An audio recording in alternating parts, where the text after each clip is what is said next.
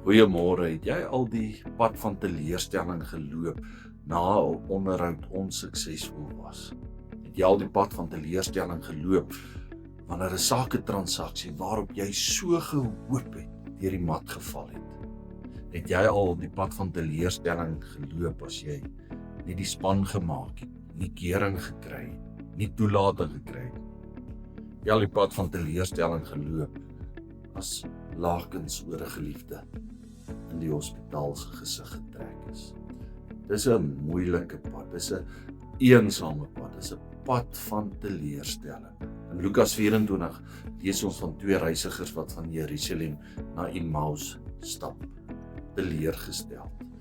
Alles waarop hulle gehoop het, hulle sê daar in Lukas 24, ons het gehoop. Seker die hartseerste woorde in die evangelie van Lukas, want hulle het gehoop dat Jesus verandering sou bring, dat die juk van Rome verbreek sou word, dat Israel as 'n nasie sou herstel word. En nou is die hoop onvoltooid tot 'n einde aan die kruis. 'n Reisiger, 'n onbekende man daag op en loop saam met hulle, vra hulle uit, doen sommer 'n Bybelstudie oor Moses en die profete en die skrifte. Dit was Jesus, hoop het saam met hulle geloop, maar hulle het hom nie herken nie. Eers in Emmaus, wanneer Jesus maak of hy verder wil loop, vra hulle hom asseblief oor te bly, en dan sit hulle aan om te eet.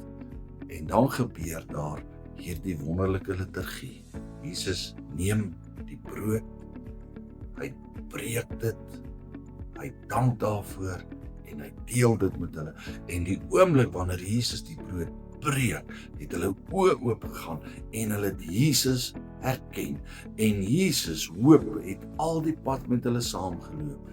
Vriende, vir jou wat op die pad van teleurstelling is, mag jy ontdek dat hoop saam met jou loop. Jesus loop saam met jou op jou gewone paaie, op jou gewone uitdagings, by die skool, by die werk, in jou gesin, in familieverhoudings, in verlies, in mislukkings. Hoop loop saam. Jesus is daar. Hy breek die brood. Sy liggaam is gebreek om vir jou en my heel te maak. Mag jy vandag sien, hoop loop saam. Amen.